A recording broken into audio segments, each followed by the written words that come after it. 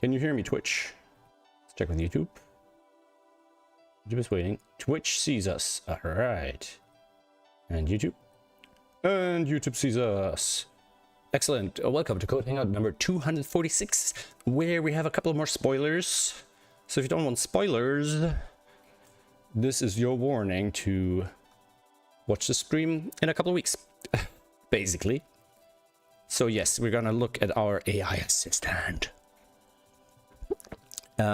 So I left it here. I'm pretty sure I just let the file sit in there. Yes. No. I see a file here. If I save this file, what happens? Put it up here. Did I might have git stashed these. Okay, they're still open, but they're probably git stashed. Git stash list. Fix load error, update script.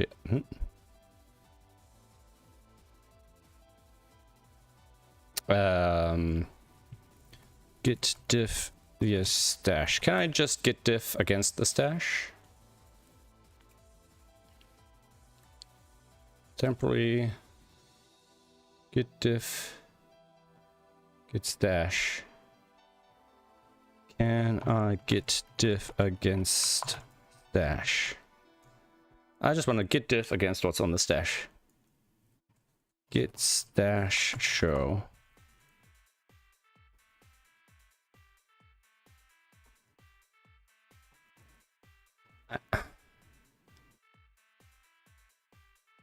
I probably stashed them, but I didn't. I remember I stashed these. Okay, I can just save this, and it should just be in the right spot. This one probably won't be, because it'll have refreshed from the file. So here, AI Assistant is probably not in here. And maybe I'll rename it to AI Ass, just to drive the joke home a little bit. AI Assistant. Like if I do this, and then go here and refresh. First of all, it now shows up here. Does it show up in any kind of reasonable shape? Maybe. Okay. Now we probably need to re-enable it. And now it should be in here somewhere. Here we go. Bing, bong, bong. All right, here we go. Hey, Keith. Software livre are good for car stabilization. Oh, not those kind of spoilers. Spoilers for a couple of weeks from now. 1.5 weeks from now. Wednesday, week after next. All right. So, last time we spent some time re-familiarizing ourselves with how this thing worked. And I don't recall if I took notes. So I don't see any notes. Oh no, I did. Excellent. Okay. Well, you got some notes here. So, we did find... Create several types of action, find digit. Okay, so I think what we want to do is we want to do a little bit of a overall flow chart of what the thing does, right? So I think we probably don't want to call it solver. We want to call it AI hint or something. So let's actually do that. Let's change the button. So AI... Oh, I remember I messed around with the marquee AI hints. I'll do this. Yeah, we have the button. Let me just check what the marquee looked like. Actually, I'm gonna put that in here.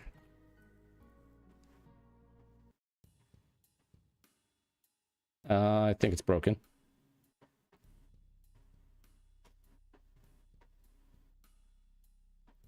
Yeah, I think it was a bit of a mess.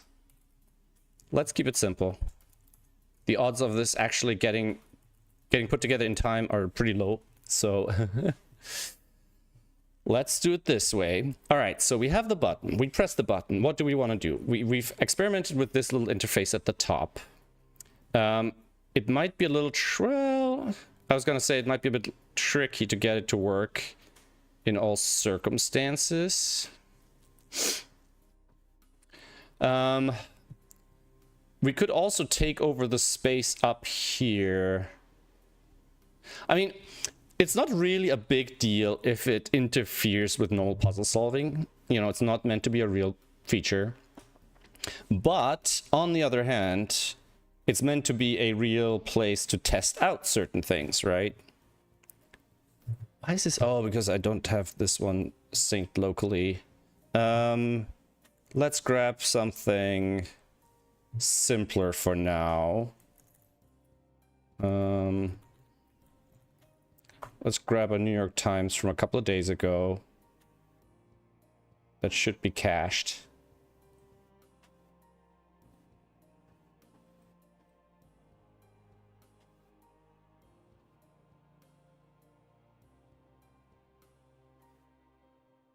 So let's try one of these. So this, I just want to get a puzzle that's stored locally so we don't have that delay on every refresh. So if I refresh this without preserve logs, it shouldn't take so long. 3 seconds? Why? Is this really just for Google? Oh, the counters are remote. Anyway, this is not a performance optimization stream. All right, so I definitely want, because I want to use it also to experiment with UI, because we definitely do want to have a more sophisticated hint system in the future, and I'm working with some things with the Clemson folks. So this is a way of kind of experimenting a little bit. So the top should be fine for most things. I mean, here we have usually space above the rules, even if the rules are fairly large, but we don't have rules in the mobile layout. But in the mobile layout, we often have space at the top. Now, what I would have loved is if I have a place that I can just expand into. So now I'm thinking, if we put it, in fact, the point is right now that it's kind of in that space at the top between the timer and the thing where currently the promos live. And I'm thinking like maybe we just put it into the promos. The other question is, could I put it underneath?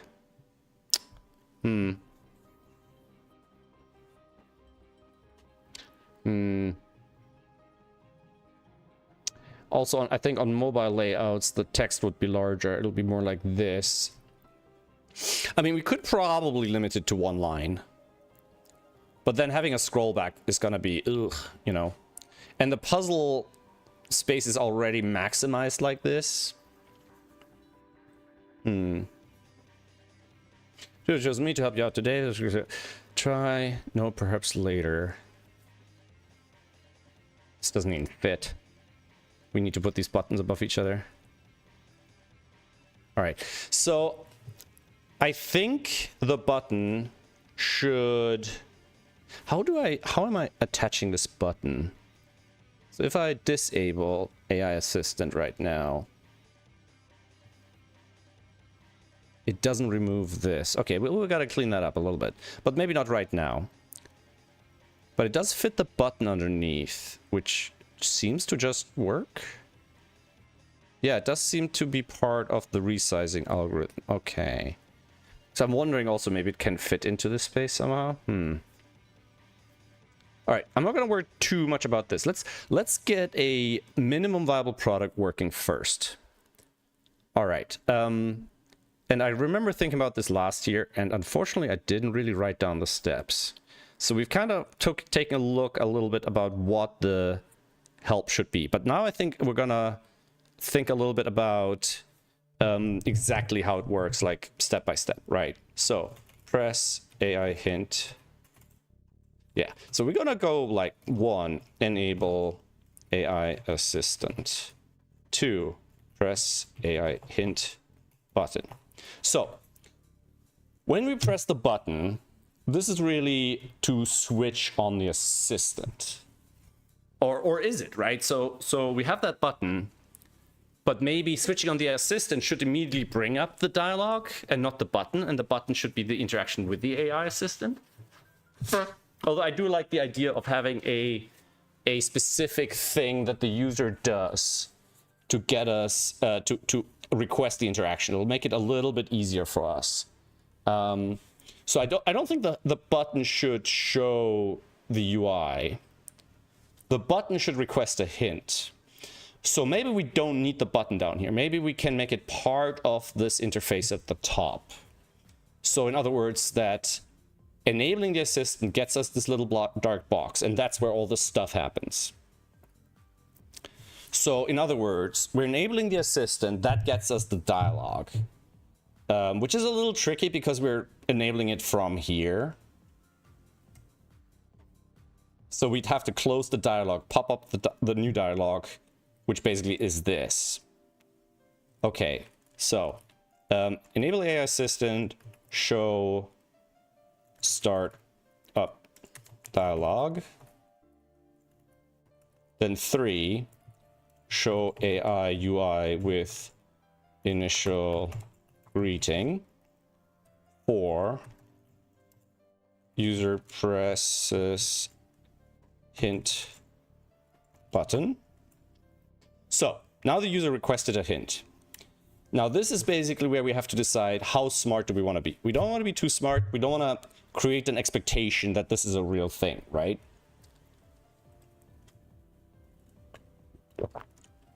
So the way I look at it is we can try to figure out a real hint and then do it wrongly. Or we can just sort of do random gibberish. Random gibberish is going to be a little bit easier. But we want to do something that is at least mechanically functional, right? So like, we don't want to hint on a given digit, for example, or on a digit that already exists. Also, I don't necessarily want to hint on... I don't want to just hint, here's the next digit, right? And that's, I think, we have kind of thought about these potential actions, right? And some of them are just nonsensical, right? So we could have just squiggling, right? We could even use the AI system to highlight some things that people might not know about, like this feature, right?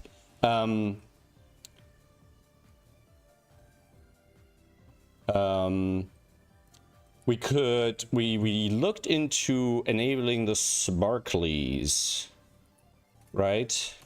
So this code, I believe. Yeah, so we have Marcel, right? So we kind of want to choose a hint or a hint interaction. So, and well, actually, because I was going to say, do we first choose the interaction, or do we first find us a set of possibilities? Because some interactions might not be possible, right? Like if, for example, I was thinking one of the hints could be removing possibilities from pencil marks. Although maybe that's too little. Like considering that this is a joke, we probably only want to do things that are significant. Oh man, my brain is kind of bouncing between trying to build something real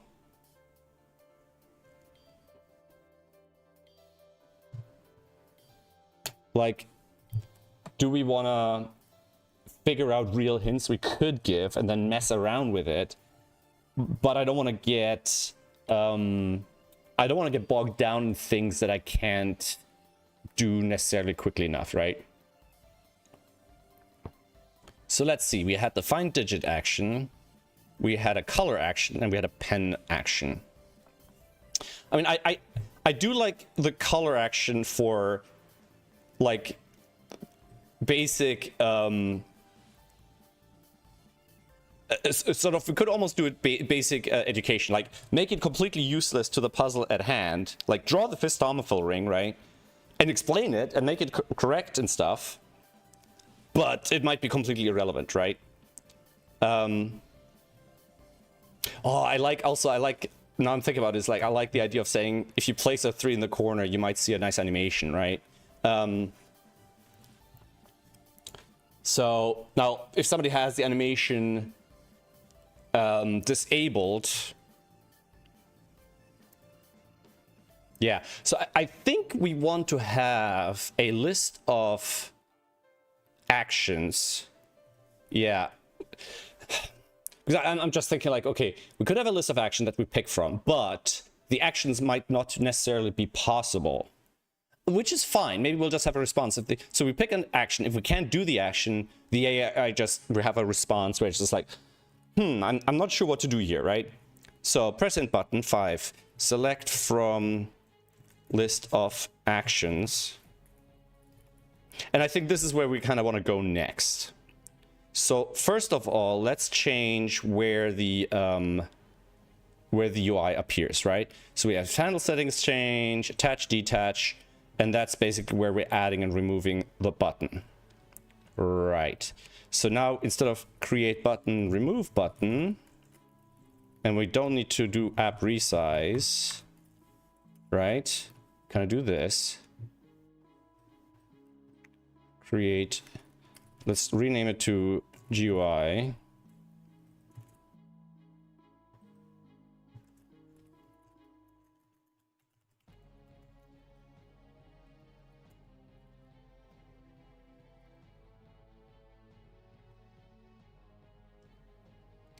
And then as part of the GUI, we'll have so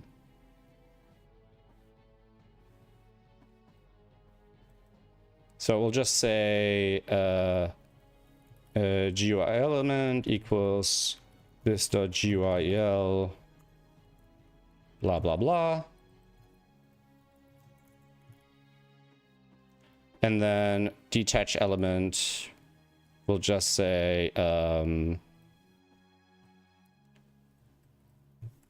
boom. We'll say this.parent.remove this.GUI element equals or delete, boom.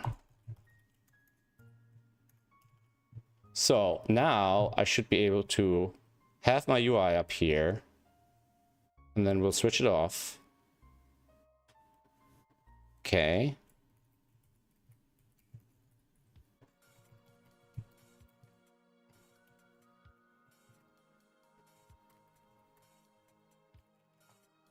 Right? So if I do this.GUI, create GUI.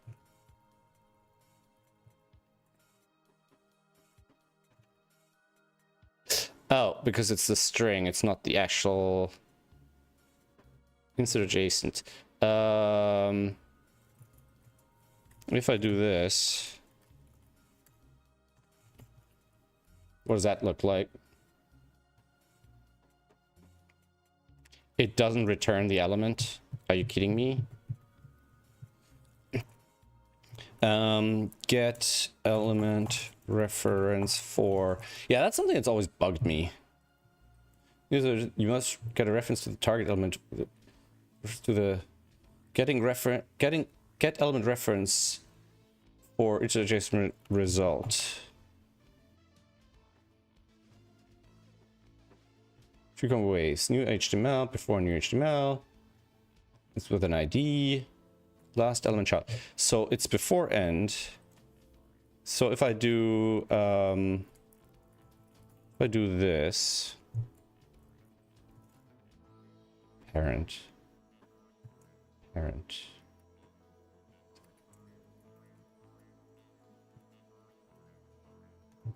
So if we do this, right? Maybe that'll do it.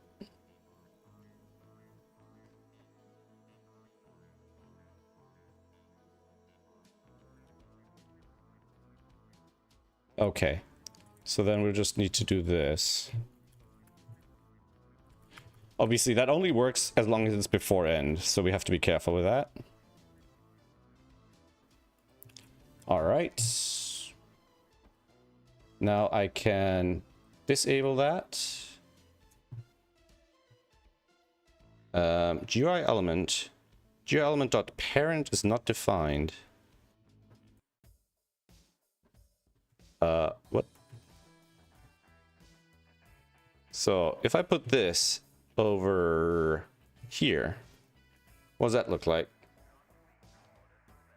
Parent is undefined. What the heck? What the frick? How does this element not have a parent? If I copy... can I not?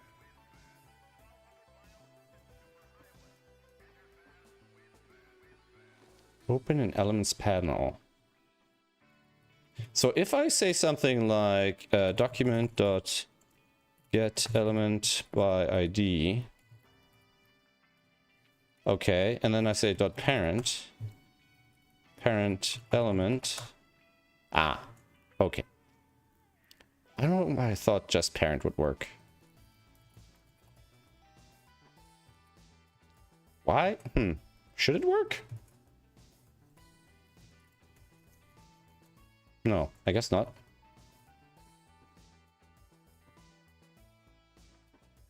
So, if I now click this again, we get parent.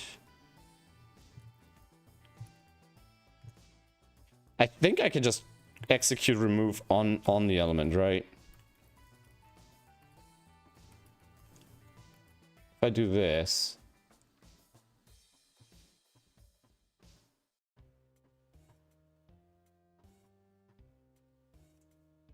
and now if I say this, it just exists once, and I don't think it'll create a million copies of it. Remove, add, remove, add, remove, add. Okay, we might have to handle event handlers a little bit more carefully.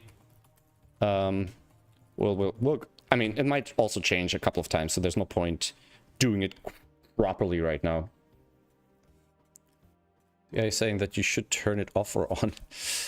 Yeah, I mean, stuff like that, right? So, the other thing now we want to do is we want to have that intro dialogue, which I believe happened on a button, on handle button. So, so instead of handle button,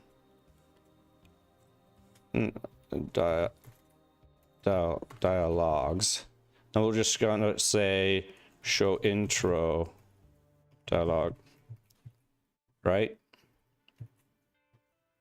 Now, show intro dialogue should automatically hide the other one, the other thingamajig, right? So create UI, then we should be able to do this dot show intro dialogue. So if I do this, error initializing app. App init select requires cells. Does show intro dialogue already try to do some shenanigans? Requires cells. Show intro dialogue. Get action. Oh, I think this already... Yeah, because this wasn't actually an intro dialogue. This was like... Wait, no. Oh, I don't remember why this... how this worked. Okay, I think we just want to disable this bit here.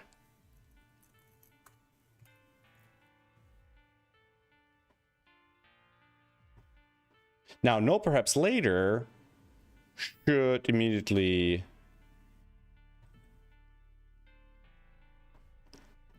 Okay, so this stuff just doesn't exist yet. Yeah, okay. So, p.handle intro, intro dialog button, handle intro dialog button.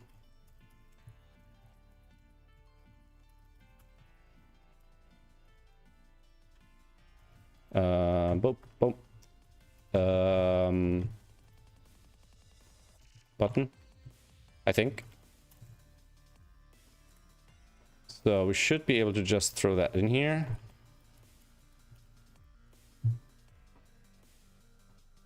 No, perhaps later. If I just close it, it does that. I think we can do on cancel.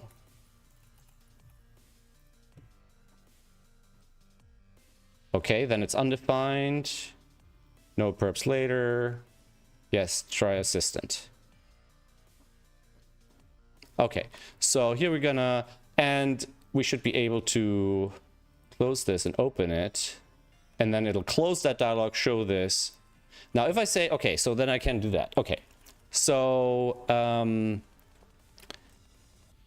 if button equals undefined, so here we're just gonna handle cancel. This is when I think we'll treat it as a no, although people might not realize that clicking outside the dialog just cancels it. But it might be the right thing to do for most people when they like accidentally open it and they don't know what it is and they panic click. Then I don't want them to be stuck in something they don't know how to get rid of, right? Else if button now yes, try yeah, because the buttons, I think, on the mobile thingamajig here, on the mobile layout, did not quite fit.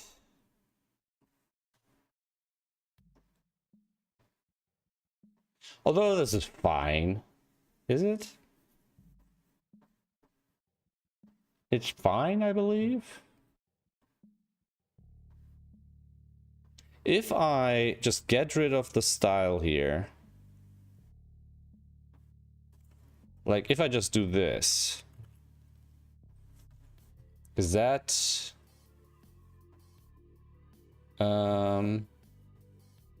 wait, where is it? Oh, syntax error. Wait, why is that an error suddenly? Oh gosh. Oh gosh darn it. So if we now enable it, it'll do this, and on a bigger layout it'll do this. I think I'll leave it like this for now. We could always leave that here. So we have the dialogue, and now we're gonna say if button if yeah yes dot test, if yes dot test button console.log handle yes, handle cancel.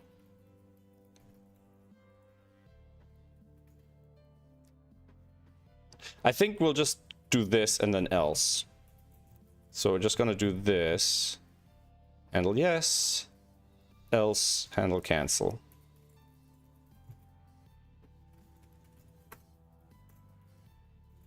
Right? So now we can do this. We'll enable it, or it's broken again. We need, oh, that happened. We need that.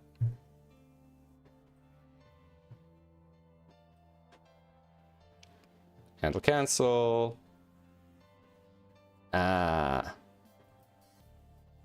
No. Yes, okay. So, the show dialog comes from attach element. Now, attach element, detach element is just where things get established. But we also, we kind of want to have like a start And I think detach element is basically stop assistant, right? So after the dialogue, we kind of want to say, actually, create GUI is firing off the dialogue. We don't want to actually do that. I think we don't do this. We'll do, if we, let me think. Instead of attach element here, I think we'll just do show intro.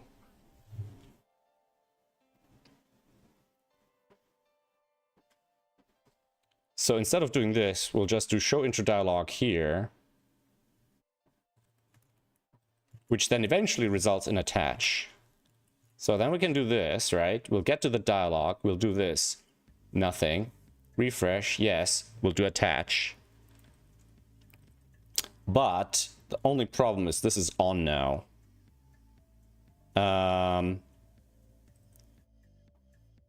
So the setting should get disabled here. But the setting doesn't get changed here. We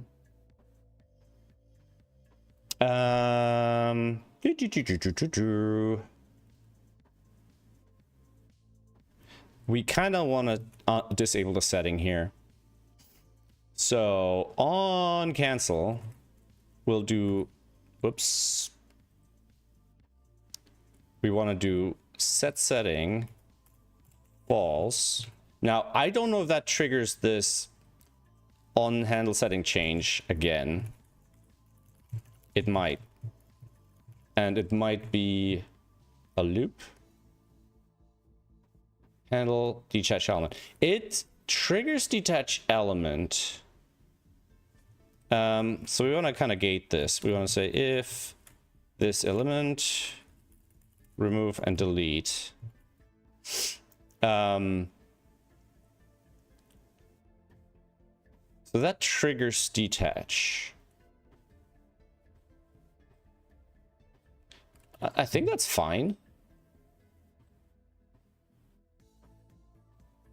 So if I do this and I say no,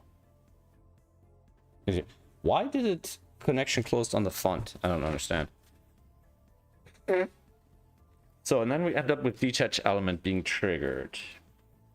Handle sensation feature AI system detach. Why did, wait a second. So if I do this, why do we get handle init handle settings change detach element? Why do we get that? Because it's off at this point. Because we don't really want to be notified unless actually something is done. What the heck? What the hell was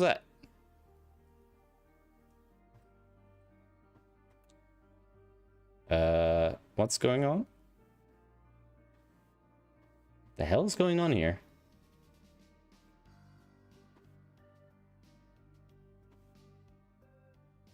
Why did that take 1.5 seconds?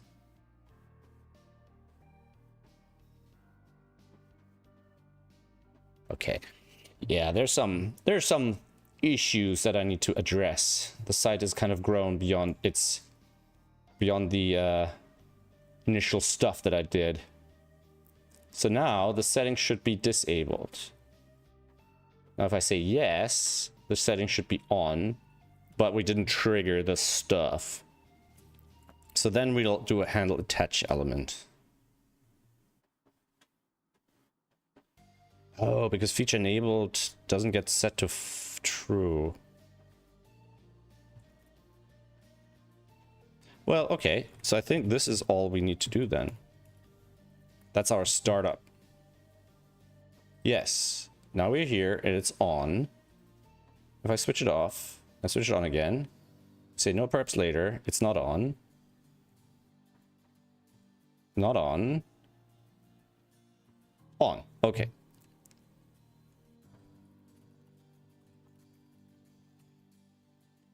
All right, so that does that. And we don't actually, I don't think we need to trigger a resize because that's outside of the normal flow. So now we have the intro that's kind of required because I don't want people to get dragged into something they don't want to do. Right. Now we need the AI hint button. And I'd like to do something that's works for these. If I stick a hint up there, by the way, if I refresh this now, it's just going to give me the dialogue, right, every time. Yeah, that's the only thing that's a little annoying. Because we can't distinguish between somebody toggling it versus it being the first time, it being enabled for the first time.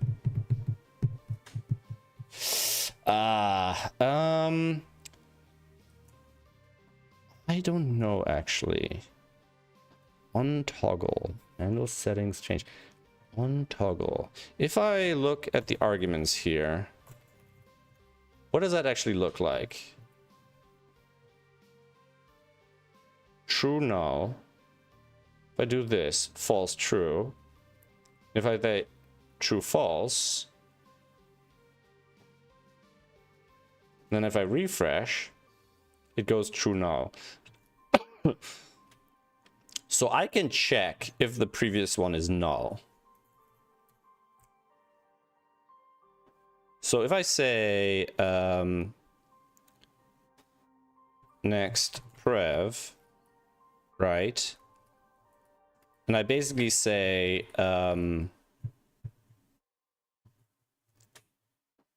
we basically want to say if the setting is true and prev is null, then we'll do show intro dialog. Else we'll just do show it this dot attach. Oop. Right? So now if I refresh, it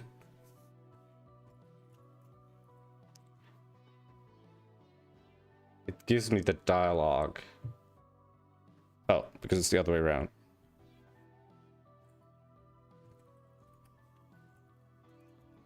So if I do this, refresh, it just goes into it. If I disable it, refresh. If I disable it, wait 2, 3, 4, hopefully the setting has been saved. Then refresh, it's not there. If I now enable it, it gives me the dialog. And if I say no, and I refresh, it's off. If I switch it on, say yes, it's on. 2, 3, 4, settings saved, refresh, and it's there. Okay, so I think for now this will work. I think for now this will work. Okay, now we need the button in the UI. So the UI was getting created here. So we have the text in here, but we kind of need a permanent hint button now. So first of all, I want to see what it looks like. So I was thinking if I just put the button in and indent everything. What if I do something like this? Button hint. Like if we do, whoops, if I do this. Okay, it's mega huge. We need to kind of style it. We have styles up here. So if I do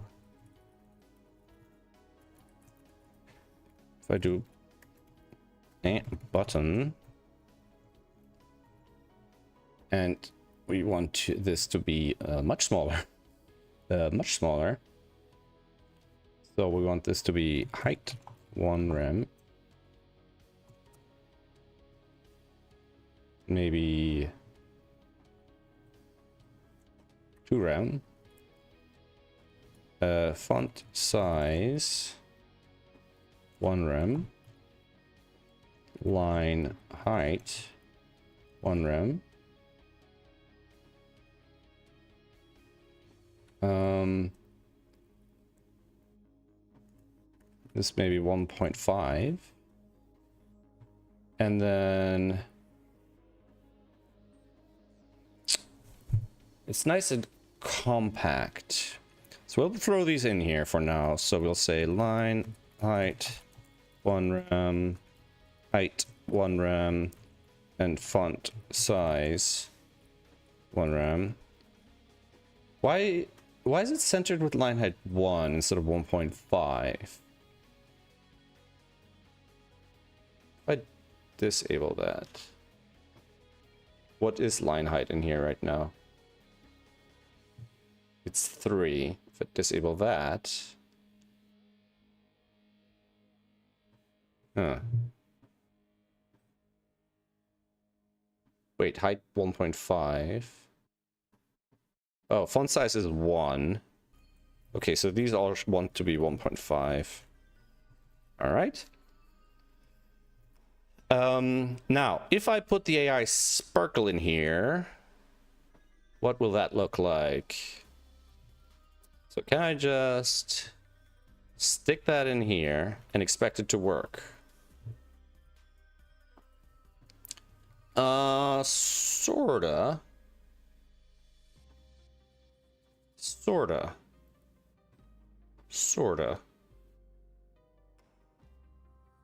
The sparkle is a little chunky.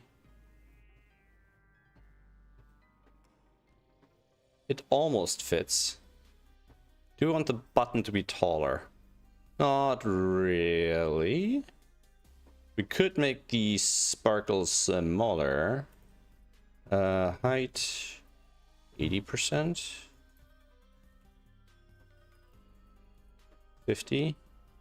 80. So if I say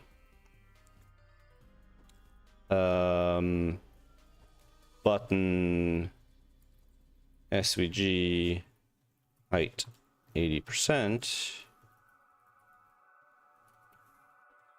and then we want to get rid of the icon. Hide the dialog for now. Get rid of the icon. Like that.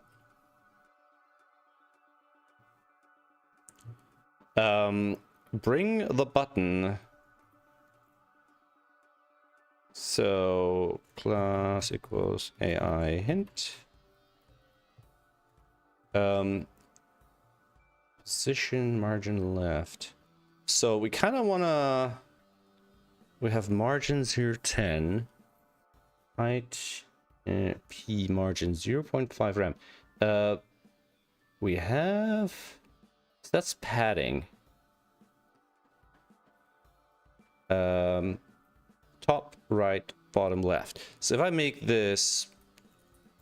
I'm trying to think... how can we put the button in there? So we don't want the button... Like, eventually want this text to scroll, I imagine. But we might make the scrolling automatic, manual, right? We might just like erase the top line and add another line underneath and just have 2 lines that kind of pop up.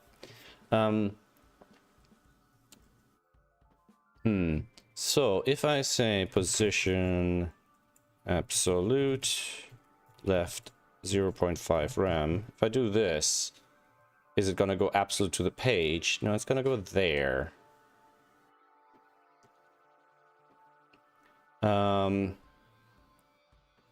Because the one thing that annoys me is that if I give this button, if I make a fixed margin, I don't know if it'll rescale under certain circumstances, right? Which could be annoying, but I might be overthinking this. I should just kind of make it fudge it for now, right? Something like that. And then if I press hint, stuff happens.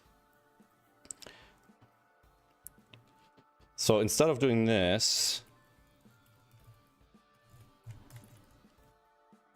we'll do something like this. We can do something like, can we get a Unicode arrow? Unicode arrow left. And just, whoop. So, try this button here. Now, I don't know if I should just like have jabber, like have it jibber jabber, like if you don't press immediately. Can I CSS make characters bounce? I could probably animate the arrow like with a span and then have it just go bong bong bong. But maybe we should cut down on the weird stuff for now and like just get the basic functionality to work. So hint, boom. Now, hint button, not doing nothing. So we'll just do this. We'll do this.gyl dot query selector button dot this. So this should return an element with a button in it, right? There it is, right? So this dot hint btn equals that. And then this dot hint btn dot add event click, and this dot handle hint btn, right? So create button, remove button, assistant action, assistant dialogues. Let's just do this for now.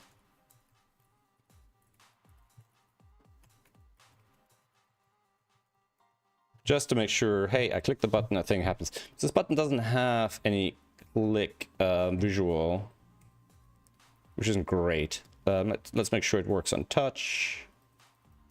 It doesn't. It doesn't. What? Button on touch event.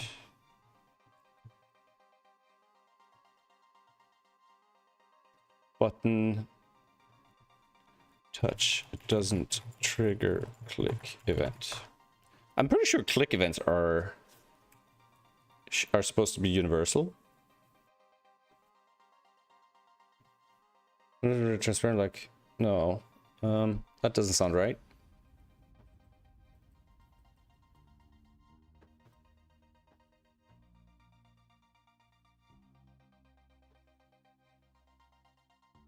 If I do this,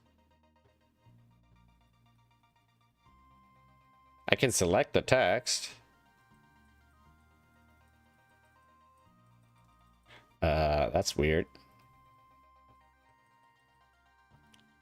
That's weird.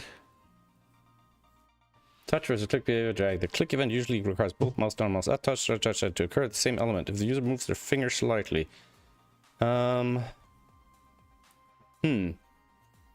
This dot handle button on touch start.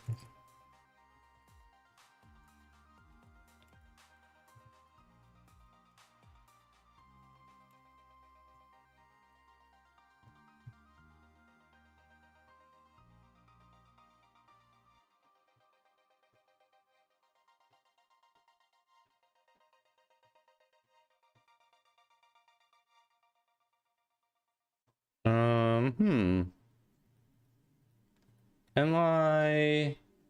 I might be... No. I might be blocking touch events only. But the click event goes through. Now, usually all the events are kind of together. That's a little odd. What's going on here?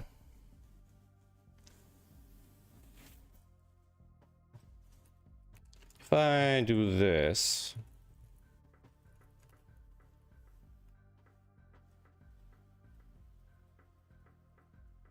If I do this...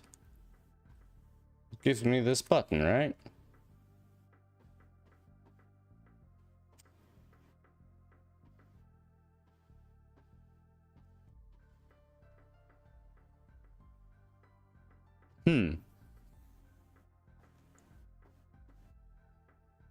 If I do something silly like z index 1 gajillion,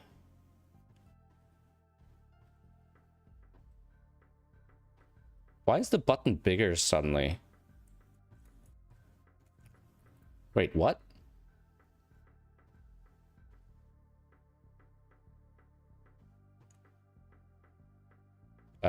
What happened to the font size on the button? Why is user select text position absolute left line height? Yeah, where's the font size? It disappeared?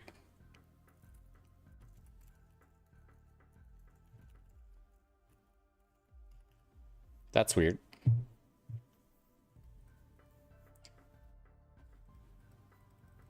Okay, still no event. Why? Oh, this is frustrating. If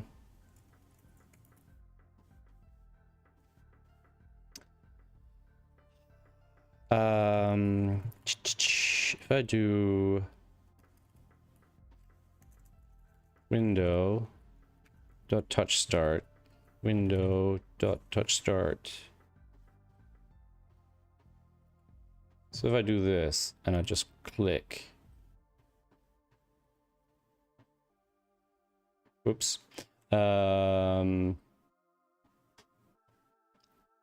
something weird going on. The bug printer to the console affirm that the event has been called. Ensure the function balance event is defined. Triggering events like the trigger click will be aware not trigger all visual side effects like active state. I'm gonna give this a chance, but I'm totally expecting it to not work. I have this code. When clicking with the mouse, the click handler fires. When I switch to mobile mode in DevTools, and click again, nothing fires.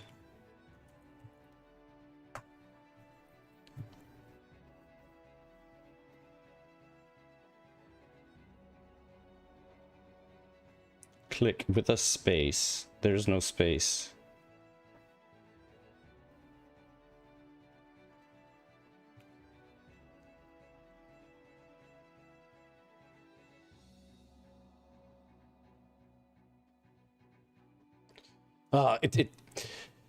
The space was a typo and isn't there, isn't in the code. As I said, the click works, but the touch does not. Click touch is looking for touch start. There's a space here as well. Did I really just do that? Oh my god. There was a space on both of them and I didn't see it somehow? Oh my god. It actually did see the spaces. Well. I should tell it is right, but that would just be burning tokens for no reason, right? We don't want to do that. Okay. So now clicking that gets us the hint button, and clicking it like that also gets us the hint button. Okay, sweet.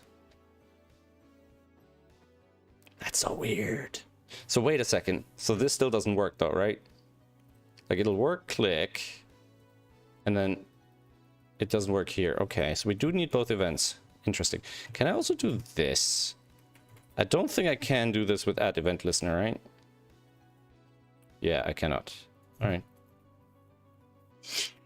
Okay, so this takes us to hint button, select from list of actions. Right. Now, we have that in the dialog here somewhere. We have a get action. Deselect, select, do press it. Yeah, so this was just a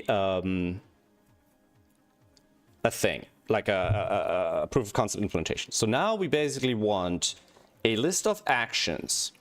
And as far as I'm concerned, the list of actions is really just a function, right?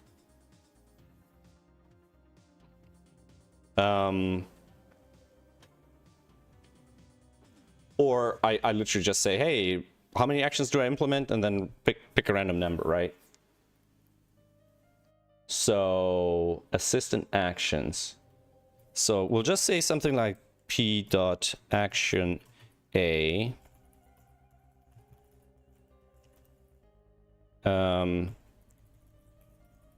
action b, etc., right? B, right? And then we can do c.actions equals array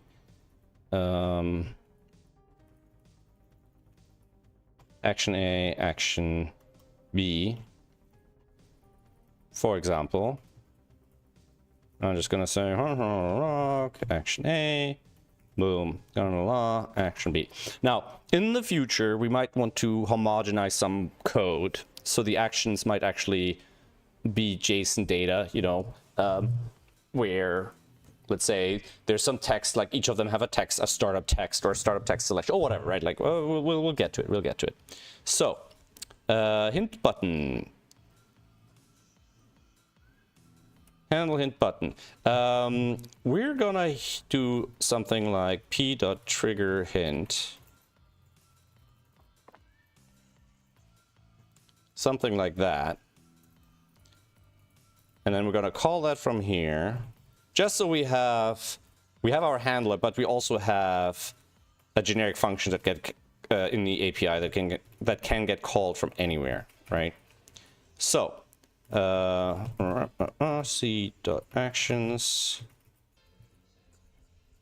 boom, c.actions for action name for const action name of c.actions. We could also do something like this, right? We could say hint action A, hint action A, hint action B, and then we'll don't do that, and then we'll just say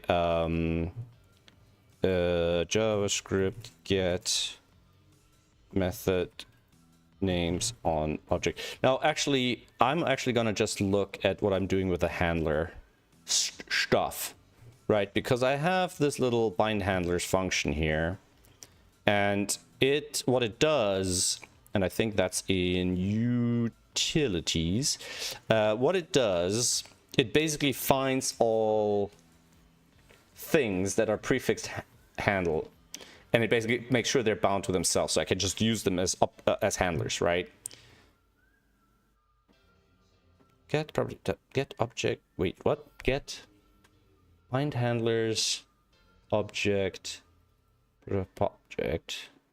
get on proto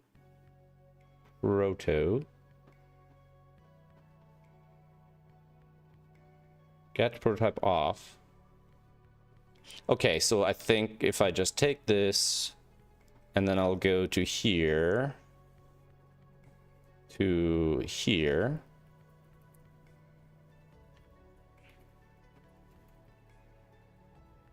right? And then we'll just say we know the prototype is C, and then we'll just say hint action. Then we'll just say console.log, and we'll do this. Now this will give us a set of functions, I believe, not just the names. So press the hint button. Object is not defined. C. No. This. P. So if I press the button, trigger hint button, trigger hint, object is not defined. All right, one more try. We'll get there. Boom. Empty array. Okay. If I do this, what does that get me? C might not be the prototype. P might be the prototype.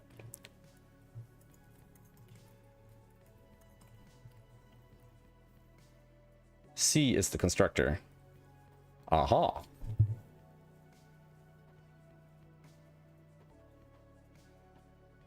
Okay. So that gets us... All right, so const actions, action names or actions equals this. Boom, right? We'll just say get action list or action names. Turn. We'll just do that so we don't have to think about it in the future. I think that'll still work, right? That'll still work even if we're doing it on this. Yeah. Okay. And now we can just pick an action, right? Const.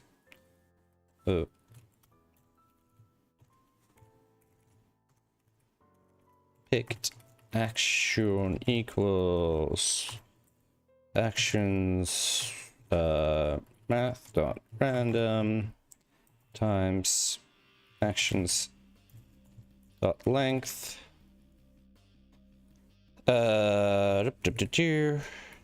math.floor actions. Boom. Right.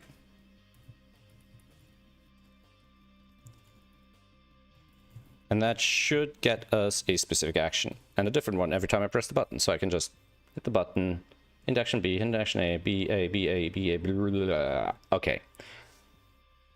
And now, because then what I want to be able to do is to say, oh, okay, I mean, ideally in a more sophisticated system, you would weigh the actions, right? You'll have a way of scoring them and you'd randomly pick something but weight by a score. So you have a hint system that's a little random, that doesn't always give you the exact same kind of hint at every, like it doesn't always give you the naked single, it doesn't give you the most obvious thing, but it gives you something way towards what's the most reasonable hint to want to give. And this is supposed to be a bit of a framework where I can maybe test out some of those ideas, but not just yet. Right. So let's create some actions. Let's draw the fistometal ring. Let's see if there is a canonical sort of color setup. I think blue-orange is a popular version, or this blue-red.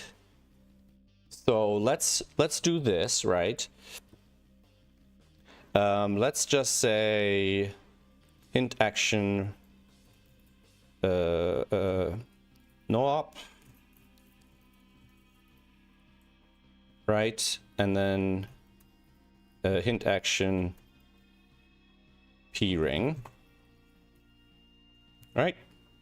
So refresh that. Now if I press it, I'll get either no op or p ring, right? And later on we might want to be able to weigh them a little bit.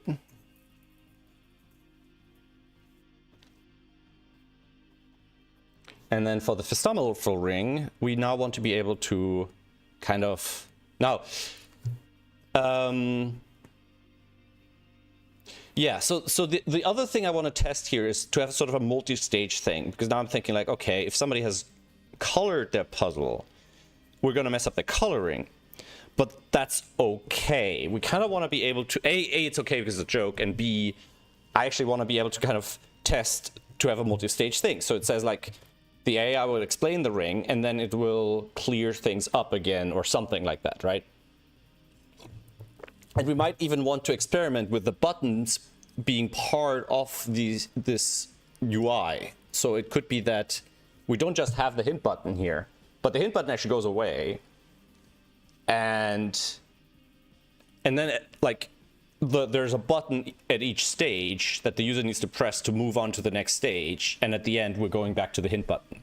Like, I'm thinking that would be a cool test scenario for an interaction system, right? Like a very basic interaction system.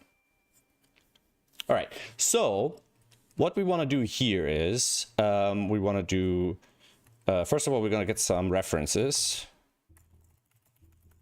So we want to get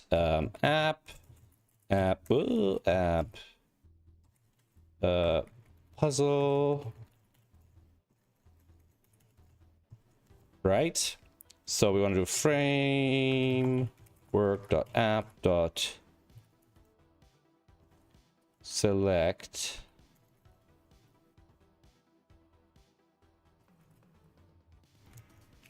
get cell puzzle cells. So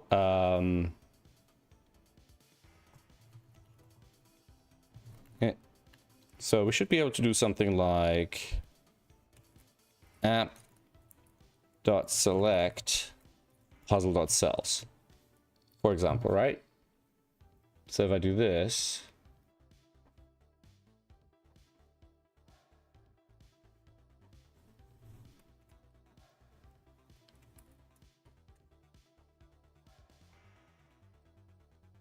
so that doesn't do that. Why not? I'm misunderstanding how that works. So if I do select all, or special select all scene, special select control value, option, special select all options hotkey, alt key control select the cells.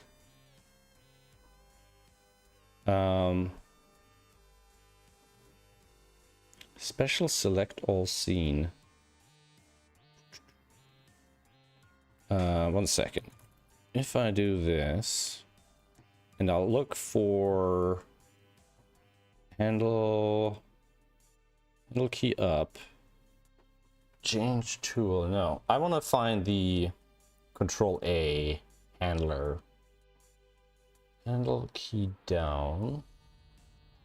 Control A, deselect, select this.puzzle.cells. Shift pressed, prevent default. This select app select puzzle.cells.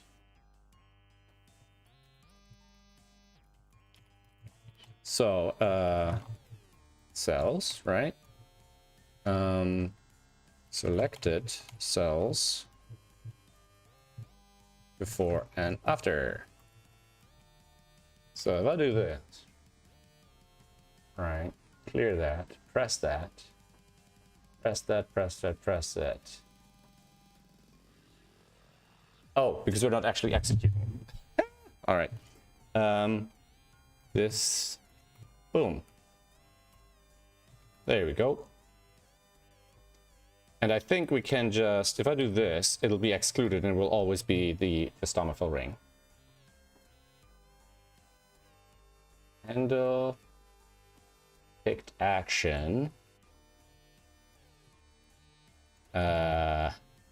What is this?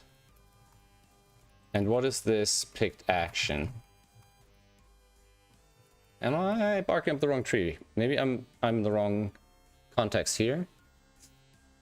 This is feature AI assistant. Picked action is our little function, and we're not executing it. All right.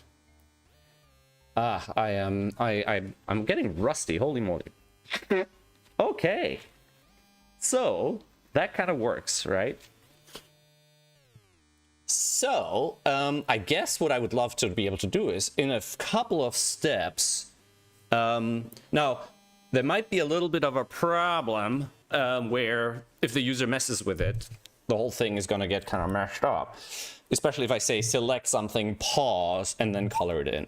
But if I select and pause it immediately, maybe not so bad, right? So we'll probably want to have a check here that it's just a 9x9, right? So we're gonna here say conditions, comma, check for 9x9. So we could just say, oh, like this, you know, if you were playing a 9x9, I would show you something neat or whatever. So each action might have a sort of failure message, like, hey, we can't do this right now, so let's have a quippy way of saying so, right?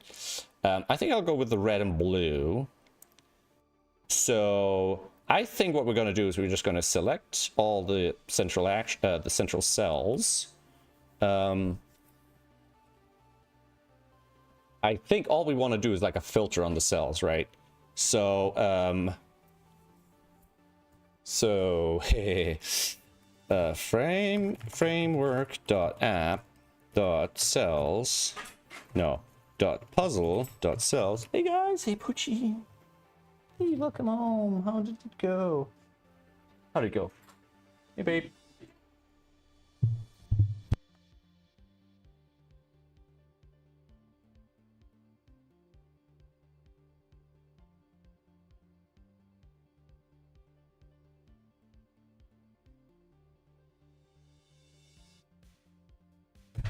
All right, so I'm gonna make this a bit bigger because I'm gonna do this down here quickly. So we're gonna do filter, and we're gonna filter by row call.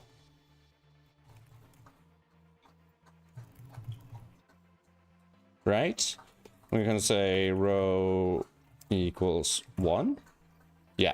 So what we want to filter by is we want to say row is 3 and, so by row equals 0, 1, 2. So row 2.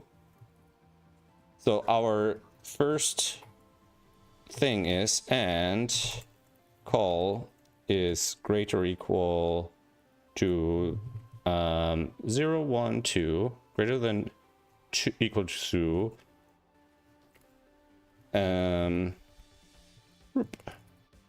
group or call, oh, it's greater or equal to 2 and call is smaller or equal to 0, 1, 2, 3, 4, 5, 6. 6. And that gets us 5 cells. So if I do this quickly here as a cast,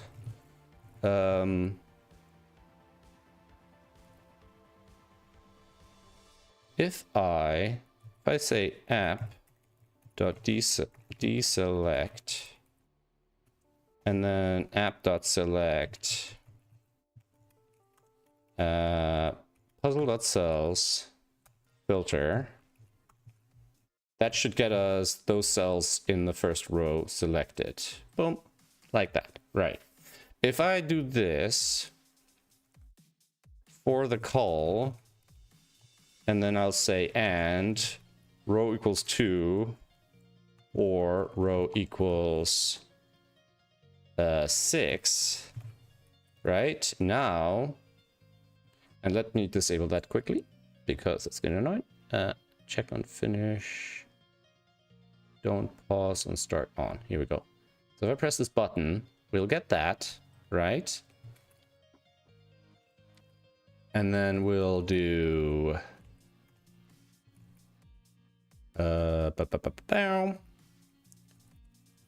we'll do this, or, and then we'll just reverse it, or row equals to our thing, and call equals 10, or, and, well, 6, right?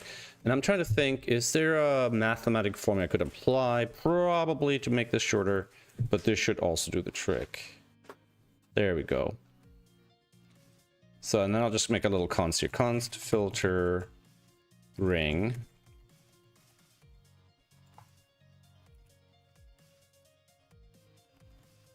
Right? Just so that's separate. You can say boom filter ring, select, Right. Now, to color it in, we can switch tools and do all of that. I don't think we need to, though. We can do tool. Trying to think. I've done this before. I've done this before for something. Select. Parent change tool. Tool temp key name. If we do change tool, temp change, right? So we should be able to do app.change tool, tool as tool name. So that should be color true. So if I do this, I don't know if that'll show up here. I don't know. But then I can say do enter digit or something, right? So we should have a something .do do press digit.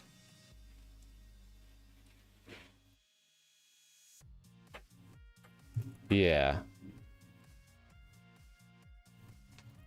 So we can do app dot. Oh, is that app or is it on puzzle? Do press digit.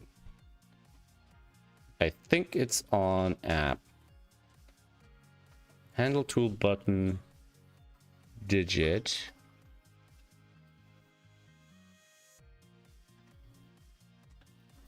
And the digit would be whatever the color is, right? So we said the inner ring should be blue. So that'd be a 9. Do we just do that? 9? I guess so. Let me clear that. Press the int button. Do press digit 9. Did not work. Did not work.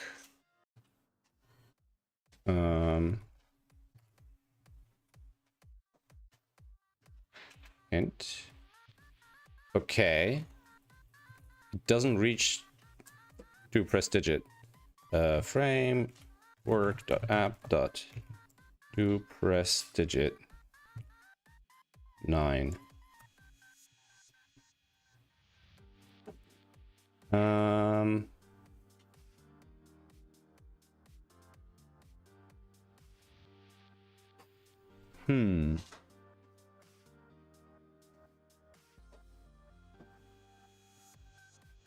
If I do this, I just want to see if I can just execute this bear. So if we do this like that, now I put that in here and I stick that in there, that works. So this should work as well. I restart. If I go here, I do this, that doesn't work. Change tool color.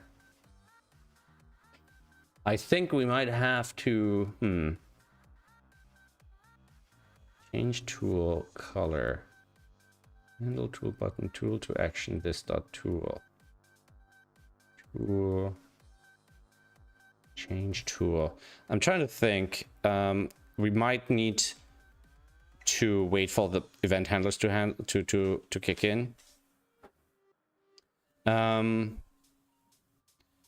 trying to think. There is somewhere where I'm doing multi-actions, but I'm not changing tools. I feel like I've done something like this before, though. Like we were looking at this, right? And this changes to normal, and then it does this. And then it changes tool back. So it should work in theory.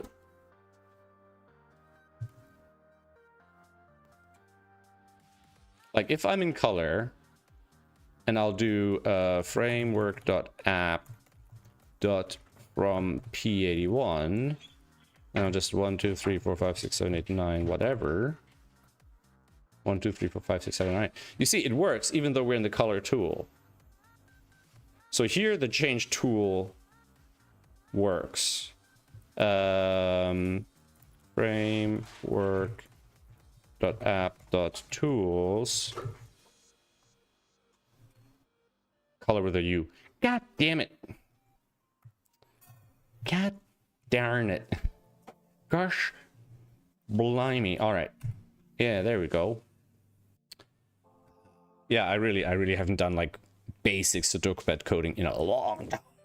Okay. So that's the filter ring. And then we can do filter corners. And that's basically col smaller equal to 1 and row smaller equal to 1. That's upper left corner. And then we can say or col greater or equal to 7 and row smaller equal to 1, or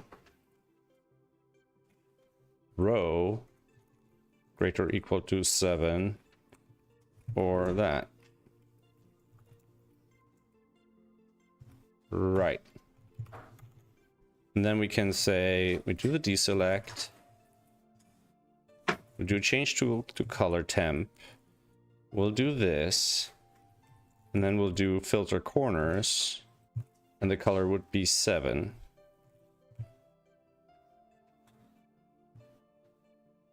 Right, so we'll do this, press the hint button,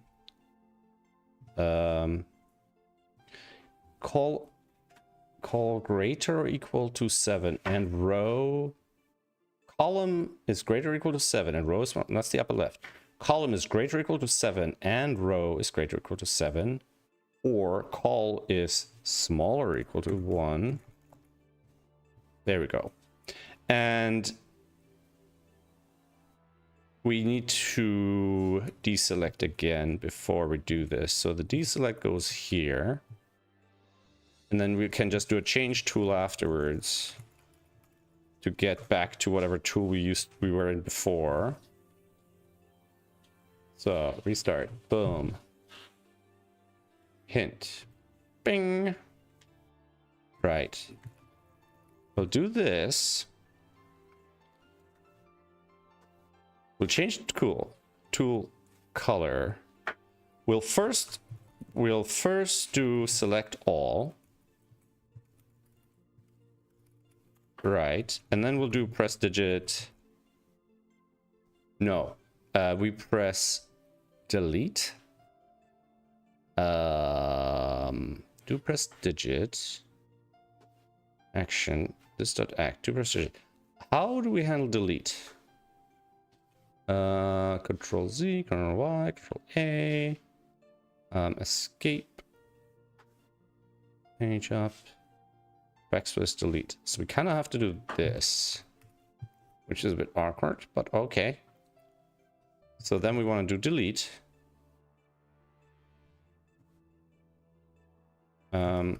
App.tool. Boom. Now if I press hint, why are we selected all at the end? Oh. App.act.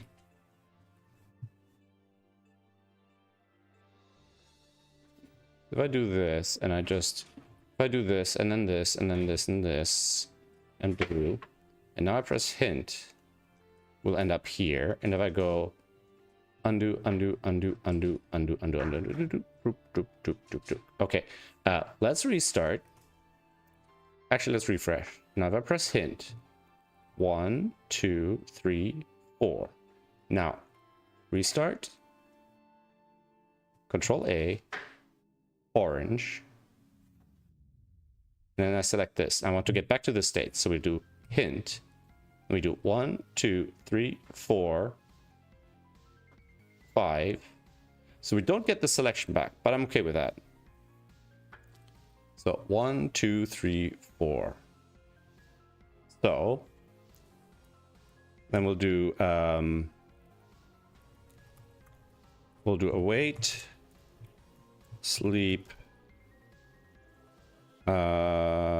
seconds, no, milliseconds. Sleep 1 2 3, right? Console.log sleep. And this feels like it reminds me a little bit of programming in like QBasic back in the day, kind of really old school stuff. Async function. We actually do want to kind of make these all async. Trigger hint async. Wait. We might want to chain multiple of these, right? We broke our assistant. Yes, let's try it. Boom. 1 2 3, sleep at. Okay. We don't need to wait so long. Let's make 1 second. And then we'll do framework.app.undo to... Oh, what just happened? Wait a second, what? I do 1. The calling undo like that triggers the delayed press somehow? Holy crap. Is that a problem? Is that a problem? Undo once. Auto repeat function.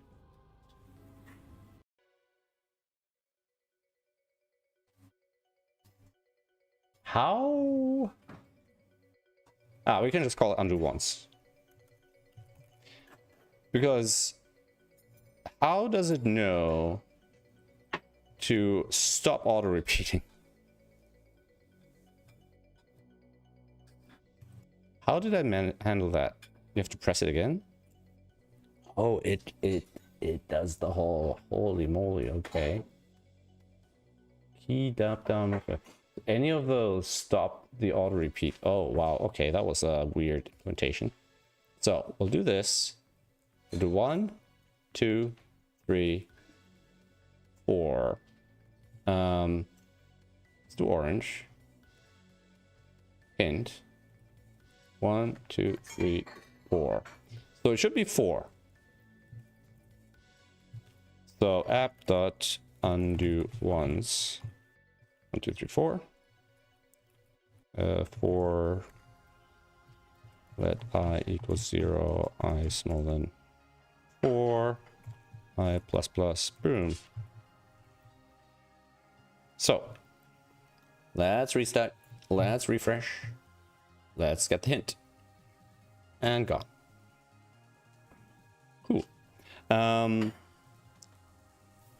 I think ultimately I might not secure it too much, but I could just put an overlay that blocks input, right? Because now the other thing we can do is we can do this. So it just happens in like 2 steps. Right?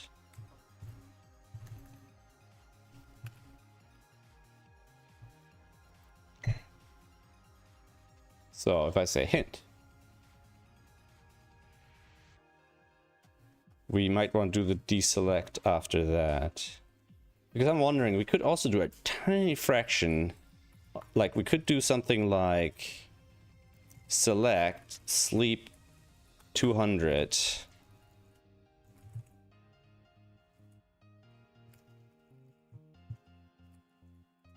Something like that.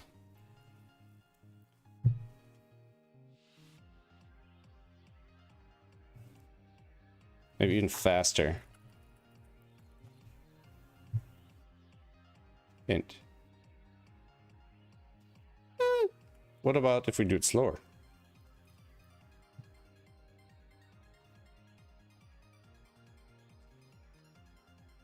And then it pauses and does the whole thing.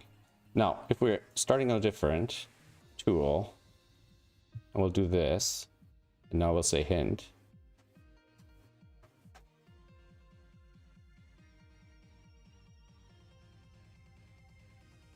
Wait a second. I think the problem is if we clear when there's no color set, then it will clear. Oh, if I do this, and I'll do this, it clears the blue. Now, if I delete these, right, and let's say I put ones in here, if I say hint, we go back to this. Now, if I delete this and now do this, it erases the digits. So we kind of have to, we kind of have to color them in first. Like to make sure. Oh my God, this is annoying. Because I'm thinking right now, right? Whatever I press, like if I say press 0, if everything is 0 at that moment, it would actually. So 1 second, can I force a non-smart clear? Okay, I'm not expressing myself. Basically, the way the smart delete system works is that it deletes the current tool, but if there's nothing off the current tool, it has a hierarchy of things it does delete, right? So it'll delete digits, and so if you have a couple of things, like you can delete multiple things just by keep pressing delete. That was always the goal, right? And it kind of deletes the thing you expected to delete. So if you have a digit and a color, and you're on the color tool, it deletes the color, not the digit. If you're on the digit tool, it deletes the digit, not the color. But, so for example, if I make this blue and ones, if I delete ones, it gets rid of the ones. If I delete again, it gets rid of the colors, right? So the problem is if I do a clear at the beginning and there's no color, it'll delete something else, potentially the digits. But whatever color I might draw in might just undo a color that's already there. So if I say, okay, select all the cells, and because I was gonna say, if I make sure that at least one cell is colored, it won't delete, right? So if I say there's one blue here and I select everything and press delete, it only removes the blue. It doesn't remove all the other digits, right? But whatever I might do to evoke that action, for example, if I say put a blue here, but if there's a blue here and I put a blue here, we're back to square one. So I'm trying to remember what is the mechanism for not just toggling an element, but for setting it, right? So do press digit, and it might seem a waste of time to look into this, but I'm actually doing this partially to kind of look to remind myself how things work and all this stuff, right? So tool to action, normal value depends on color, right? So color digit, because it only records actions, it doesn't record board state. Now the thing we could do is we could kind of reset. I don't know. I'm trying to think. This is actually a good question. Is there a way of forcing a specific board state that doesn't involve deleting everything, right?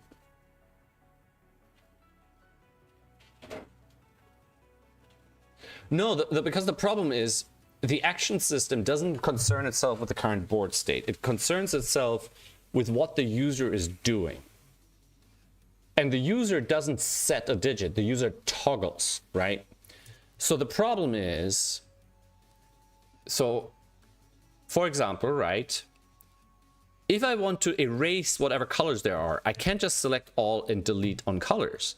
Because if there's no colors, it'll delete something else. So for example, if I put ones here, right, and then I'll put blue here, right? Now if I select all and delete, it removes the blue. But if there's no blue and I delete, it actually removes the ones. Now I could say, okay, just color it in. And now if I delete, it deletes the color, right? But if it's already colored in and I color it in, I'm actually removing the color, right? So short of like spying onto the board state, which is really not something I would like to do, I'm trying to think. I don't think there's a way of guaranteeing to clear one specific thing. Now, the clear command that I'm sending, the clear action here, Right. Clear. Clear. So it executes clear cells. Cells has changed. Because I think if I execute clear cells, we're like a lower level function, we'd be bypassing the undo redo mechanism, I think. Maybe, maybe not. Because if I... Yeah, because clear cells does this. And then it just... Okay, so clear cells executes the actual thing. Yeah, so if I go to this low level function, I'm bypassing the undo redo, which is not actually what I want to do.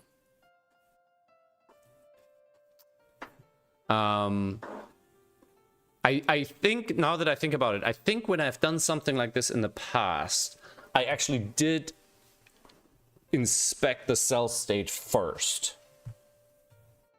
So what we can do is, right, so instead of doing this,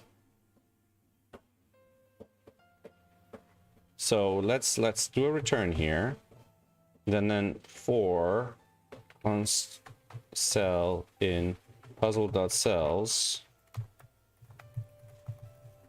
So because what I'm thinking is like I can loop through the cells, inspect each individual cell. Why is that happening? Yeah, I think the initialization time is so slow now. I need to... Why is this 23 milliseconds? That's crazy. That's just to connect to the database. What does it do? I don't know.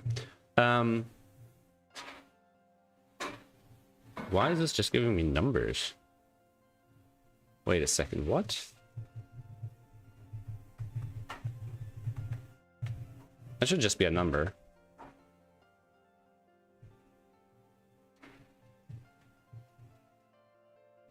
Why is this giving me just a number?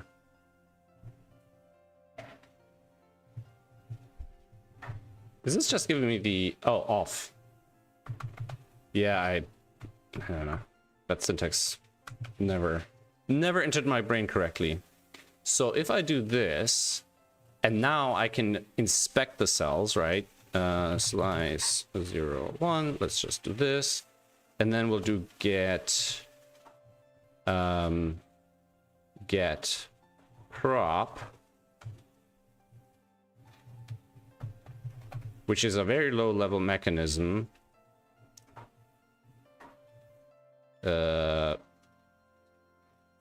Wait, what was it called? This is a render. Where's my cell? Render cell props. Render prop color. Render prop get lm. No, has prop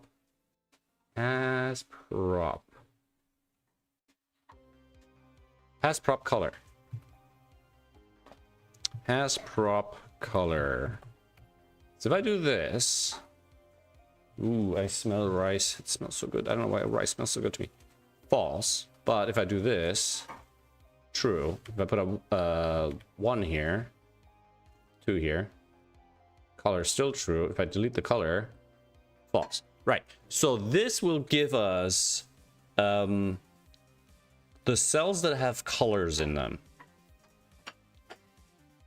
So what we really want to do is filter cell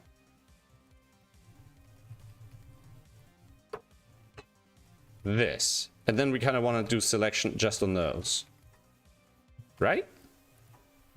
So this should get us all the cells with prop color. So that's an empty array here. But if I put a color here, and then I press hint, it gets us 2 cells, right? So then we can do select only these. And then we don't do a press digit, we just do a clear. And then we do deselect afterwards. So refresh, right? Hint. and we're back to the grays. And if we have, you know, 1, 2, 3, 5, right? And now run hint, back to the grays. And if I clear the colors and hint, we're getting back to the digits, except it's still erased the colors. Why? So if I select this, because I didn't deselect before I select. I need to deselect before the select to make sure I'm only selecting the thing that I want to be selected, right? So if I now select the 2 shouldn't get erased, and we should get back to here.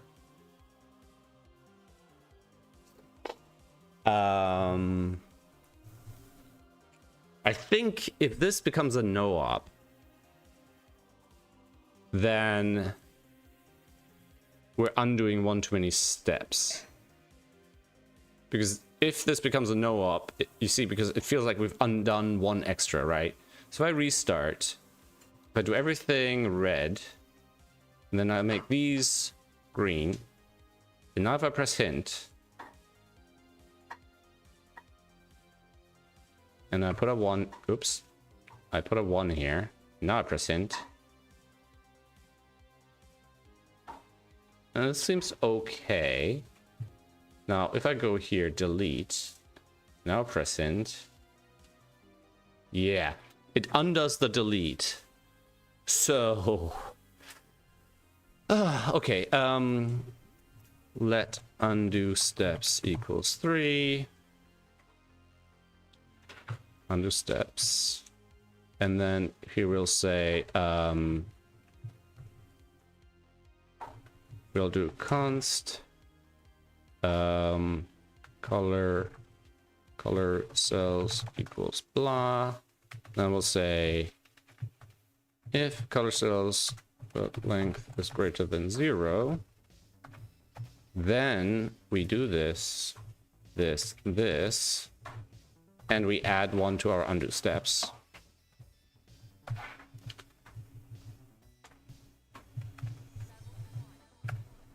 Right.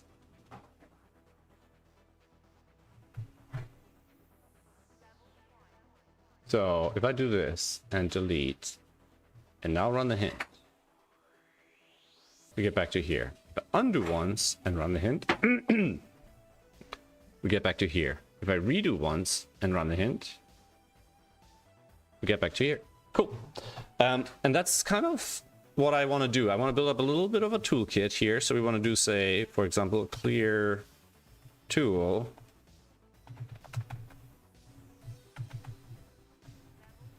Tool name. What the heck? Tool name. Right.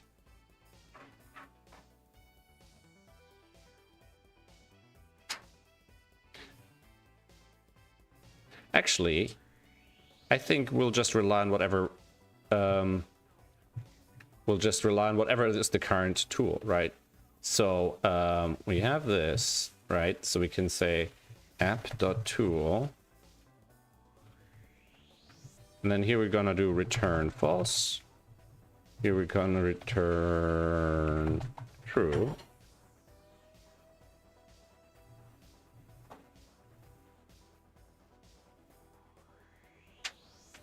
Right. So then we can do a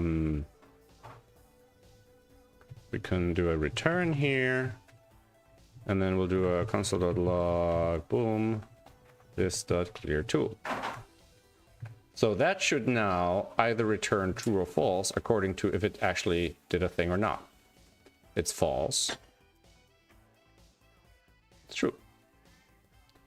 And if I undo, we get the color back. Cool.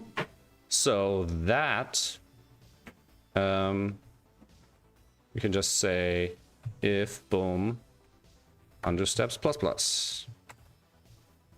Well, and then we don't have any of this mess in here. Cool. And then stuff like this, we might create little helper functions so we can kind of chain together steps, and then together with messages, it's like, the AI is talking to you, it's now doing the thing. So for example, okay, we did this in the previous test here, I thought. So get text, write text. Get text and text choices. Get text. Write text. Write text. All right, so let's try a simple interaction here.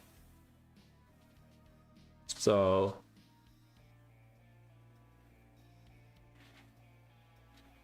okay, so let's do something like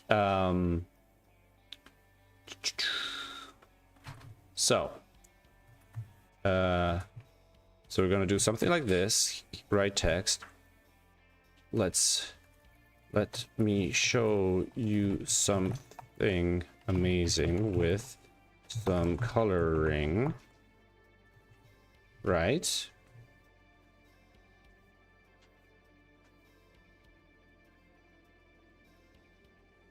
Maybe with some coloring. Then we can say, you might believe it.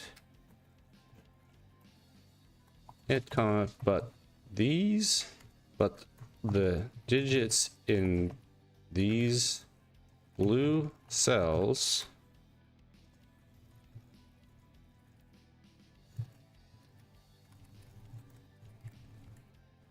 are the same ones as in these red cells.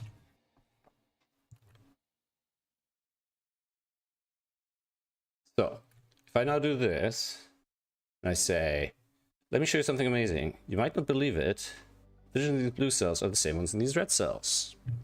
So now, let me show you something amazing with some coloring. Now, this is already way too quick, right? So we're going to do a sleep 500 here.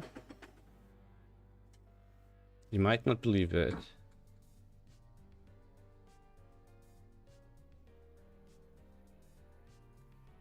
Might not believe it. What? The these blue cells.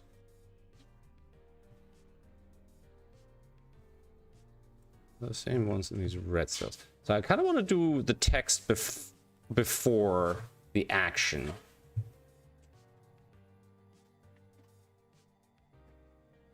Red cells.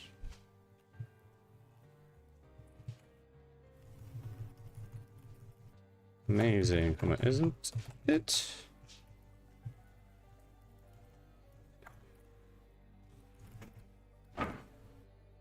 Let me put everything back to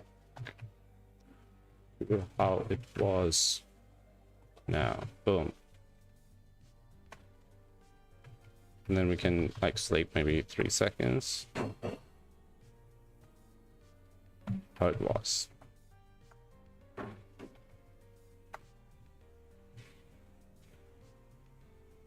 So maybe we'll do something like sleep 1000, sleep 2000. So there's a pause before that. The hint. And we might actually want to fake the whole words coming in one at a time, like pop, pop, pop, pop, pop, you know. And then what I was thinking is like before this, maybe it'll have a message, you know, that kind of thing.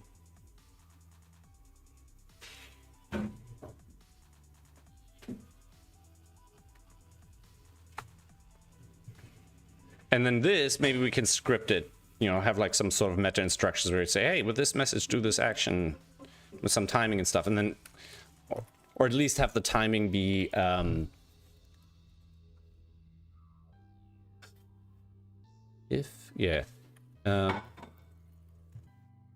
the timing sort of associated with the messages, kind of like this.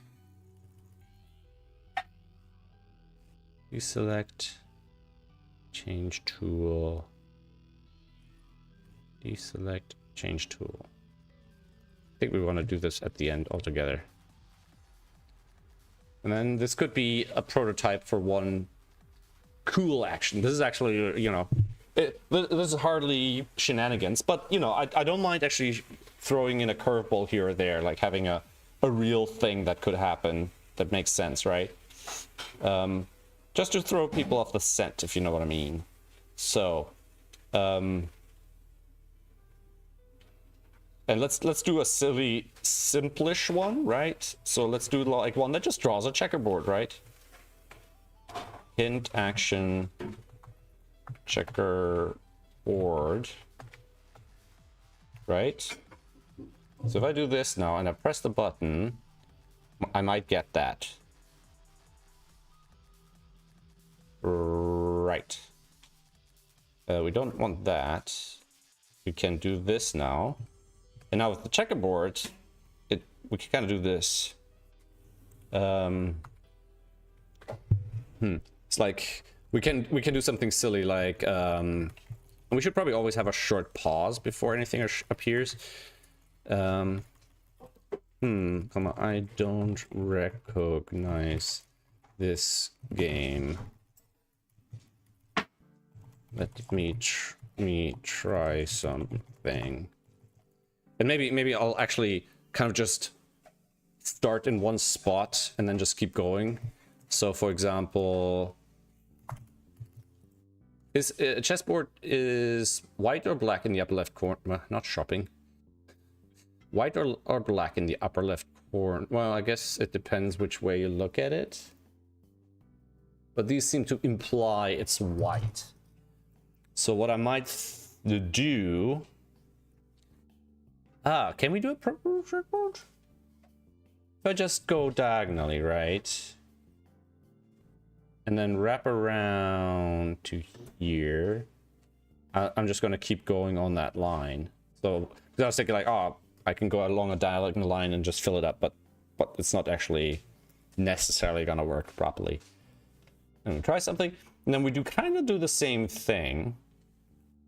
So, because it's also a color-based action, right? We'll do color that. And we kind of do the same thing. We'll do the undo steps equals 3. And we'll say, if we're clearing like that, right? And then what do we want to do? We want to get...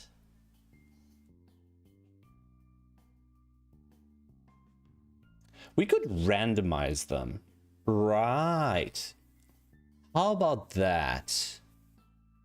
JavaScript randomize array.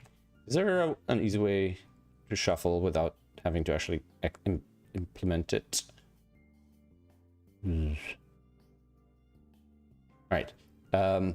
So we're just gonna do something like this. Let cells equals puzzle dot cells. We'll just clone the array, right?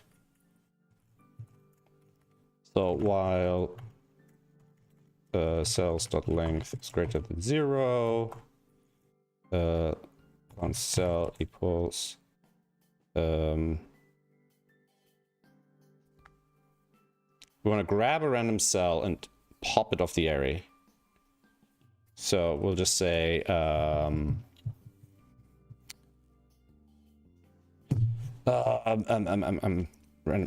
we're not going to do this because if I do this, I'm going to block myself. So we'll pick a random cell, math.random, random times cells.length, right, math.floor, const cell, IDX. That's our random cell, right? We'll when we're popping off the end, right? 3 pop. Right. So we'll do Beep, beep, beep, beep, beep, beep. We'll do const cell equals cells idx. We're grabbing that cell, and then we'll say cells idx equals cells dot length -1. So we're setting it to the last cell, and then we'll cells dot length -. We don't even have to execute pop, and then we'll just do that, right? And then we're going to do console.log cell is cell.toRC. So if I do this, it should give me the list of all cells in a random order. Once we put everything in there to make it work. Reading to RC. Isn't that a thing? Cell.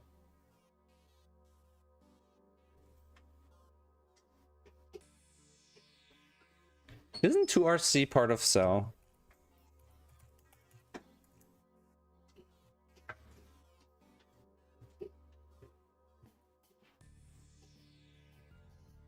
RC. 2RC. How is cell.2RC not a function? Those functions should exist, right? Reading 2RC. Can I read property of undefined? Wait, what? Huh? IDX cells.length cell.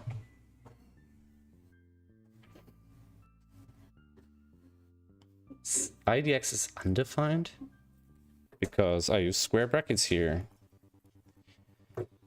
All right, that's my sign that I'm getting too tired and I should probably take a break. Okay. So 2RC should just work. That shouldn't be required, right? So I should be able to just do this, and it should just give them to me in a random order. Cool. And now we want to color them accordingly. So then we can do await sleep 50 milliseconds, something like that, right? And then we'll do something with the cell. We want to color it according to if the row plus the column is a thing, right? If cell.row plus cell.call modulus 2 equals 0, right? We kind of want to do this. We're going to do this. Deselect, app select, cell. Don't sleep. And we press. Where's black? Aren't there supposed to be 3 colors up there? I feel like my colors here are not the standard colors. Let me reset my colors. So I'll probably want to do this on the standard color palette. And I hope it's not going to look funky with people having custom color palettes. So let's grab that. And then go here. Import. There we go. So, and that's 1, 2, 3. Do press digit 3. So if we do this, it'll do this. And it'll be off by 1 exactly. But it'll fill it in. Eventually. What if we do it like this? Boom.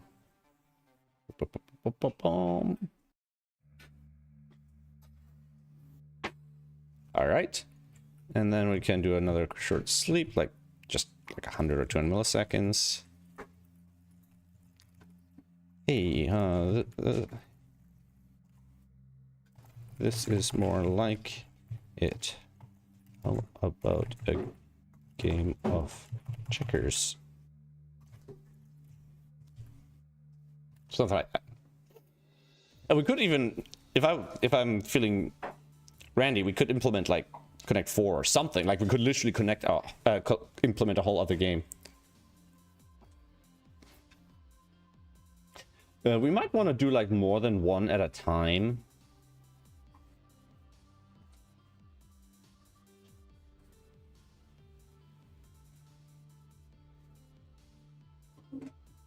If I make the sleep really short, it's gonna do something funky, isn't it?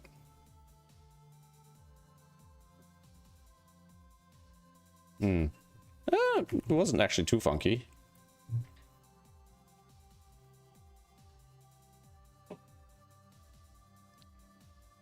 Can I...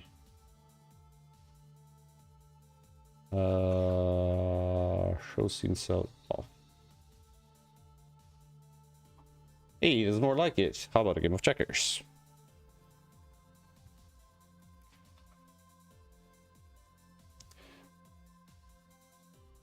And then we can do something like, let's wait a bit longer and then do this. Then we'll do something like this. Okay, I'm sorry, I really don't have a clue. Right? Something like that. And then we'll just do the reset. We probably... Is each of these 2 steps? No, each of these is 1 step. So we'll start with undo step 0. We'll do undo steps plus plus. And then we'll do this. Deselect, change tool, undo once. So we'll do something like this. Clear tool, revert actions, or undo actions, count. Right, we'll do something like this. Undo steps, boom. Right, then here we'll just say this dot revert undo actions, undo steps, and let's do this in here for a sec, even though we don't actually need that. And then we'll do the same thing down here, like that. So let's try it again. Hint. Hey, it's more like it. How about a game of checkers? Okay, I'm sorry. I don't have a clue. All right. And we're back to how we were. So now, if we rename our Festonophil ring, and we'll do this, and we'll do hint, makes a checkerboard, we'll do a hint again, does another checkerboard, and then we'll probably do some algorithm for not doing the same hints too often. Okay, this... Oh yeah, because I wasn't waiting for the other thing to finish, yeah. And we might actually want to be able to exit out of it by, like, not dumbly running through this, but saying, hey, we're currently in the middle of an action, we need to skip to the end of it, right? So there might be a signal of like exit out that we can set. And obviously this going super long isn't super helpful. All right, hint 1, hint 2, nope, hint 1, again, again.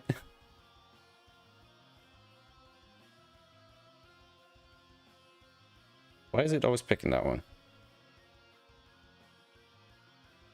That's weird. Ah, here we go. Yeah, we kind of... That's definitely something we need to do. We kind of maybe have a list of...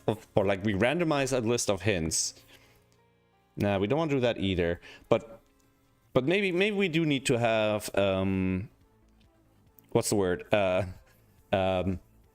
We might have to have priority numbers that we can decrease. So every time we use a hint, the priority goes down. Then we randomize according to that and kind of probabilistic. I think I'm gonna call it a day for the stream here because I'm getting tired and my brain isn't working very quickly. But now we have like a bit of a framework coming here. Now we haven't really engaged with the digits of the board yet. I've kind of liked doing these because they're visually impactful without me having to like to do hinting based on digits and number positions. I actually have to do a bunch of numeric code that isn't as visually interesting. And here we have some very quick like just demos and scenarios that you guys can follow along and see. So to end the stream, I think I'm gonna play today's gas. That's also over on gnpuzzles.com. And today it's won by Clover. And it seems to have nope, not diagonal sum clues. Clues around outside of the grid indicate the sum of the first X digit in the direction. Indicated by the arrow. If the run of X digits would go off the edge of the grid, it instead bounces at a 90-degree angle off of the grid boundary and continues, for example, because of the 9 included right to the right of row 3. And because row 2 column 9 is 3, you know that row 2 is 9. Row 2 column 7. So this is a 2. And let's confirm that. Okay. And then these are 7. And then we need to get another 5 together here. 1, 2, 3, 4. So this is either a 5 or a 1 and a 4 here. Interesting. So 16. So 4, 2, 3, 4. 2 here for that 9. And a 2 here for that 9. And a 2 here for that 9. Okay. 3, 4 is 7. So we need 4 more. So this has to be a 1. And then this has to be a 3. I don't think there's any other options. No, this could be a 1 and then 2, but it can't. So it has to be a 3, and that's correct. Okay. 16, so that's 8. So either this is an 8. Can it be anything else? It could be a 1 and a 7 here as well. Hey, Poochie, I'm almost done. Toby knows that I'm almost done with the stream, so he's come asking for some attention. I'll be there soon, Toby. Alright, but we also have some Sudoku we can do. So the 1 goes here, or he just ate and he's asking for dessert. Babe, Toby needs his dessert. I thought he wanted attention. Well, he wanted attention, but he really wanted a piece of sausage. Because he gets that when he finishes his food. Alright, 2, 2, 2. 2, 2, 2, 2, 2. 3, 3, 3, 3. 4, 4, 4, 4. 5, 5, 5, 5, 5. 5. 5. 5. 5. All right.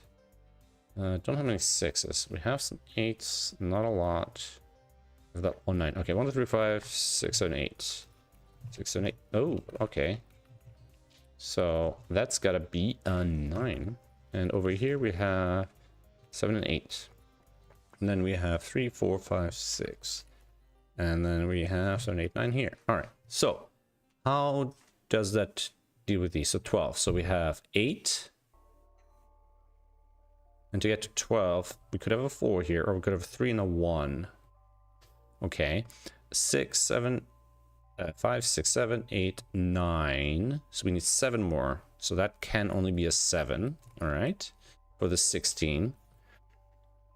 And 1, 2, 3, 4, 5, 6, 7, 9. 11. Oh, we'd have to fill in more of these. 11. 3, 4, 7. 8. 9, 10, 11. Okay, so 11 is done. All right. One of these 3. 1, 2, and 6. Okay. 1, 2, 3, 4, 5, 6, 7, 9. Whoops. Yeah, that's not on 1. 6, not 9 here. Does that help? Not quite. probably need to fill in the rest of these to like get the options on these digits and such. 1, 2, 3, 5, 6, 7, 8. 2, 8. 1, 6, 7. 16. We don't know if it continues here yet. We've done this one. Done. Wait, that's 8. We don't know if that's a 3, but it can't be a 6. It could be a 3 and a 1 here, or it could be a 4, and then we have no other information. All right. Let's look at some of the digits we looked at earlier, because I think some of them are quite limited now.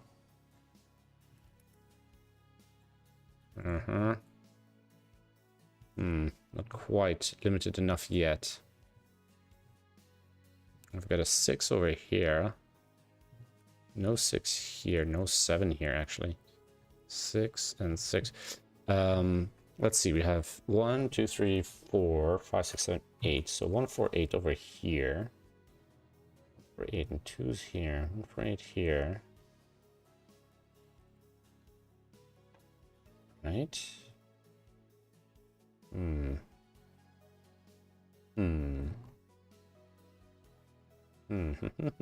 Okay. I'd like to.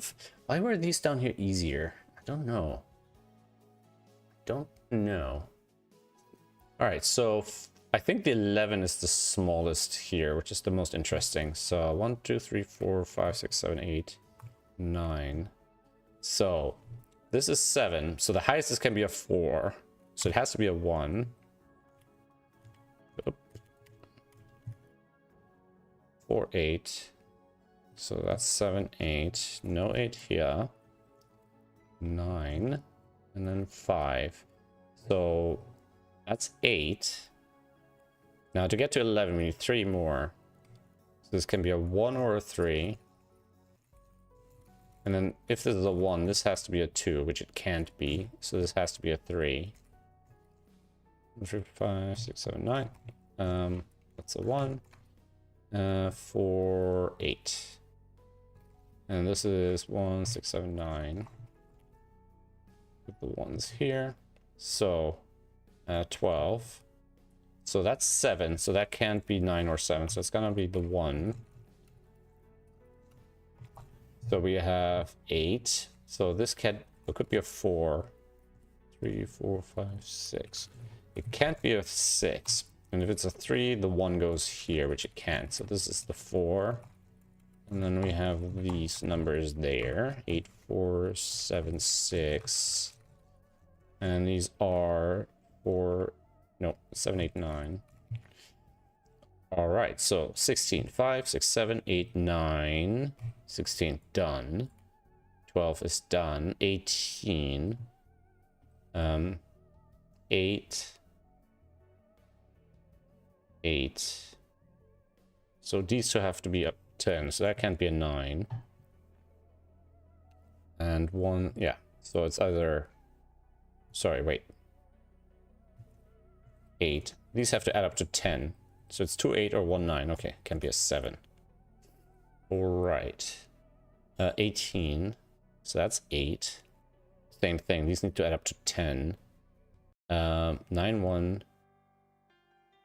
None of the others work, so it's got to be 9, 1. Like that. So, wait, what?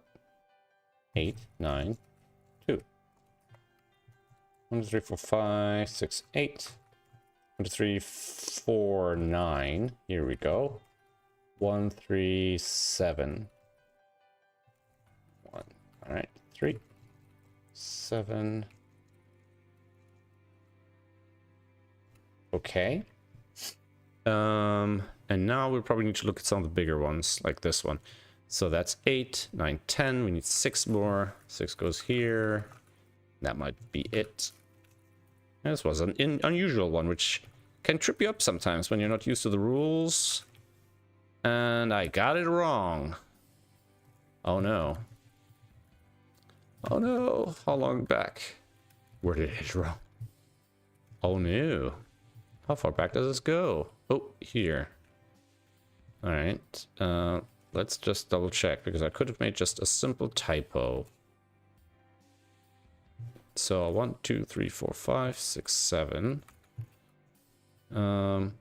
Let's have a look. 16. So 5, 6, 7, 8, 9, 10, 6. Right? Yeah. And then that resolves these around the corners here. All right, now we have 1 and 4 here. 2, 1, 2, 1, 2. That's gonna be an 8.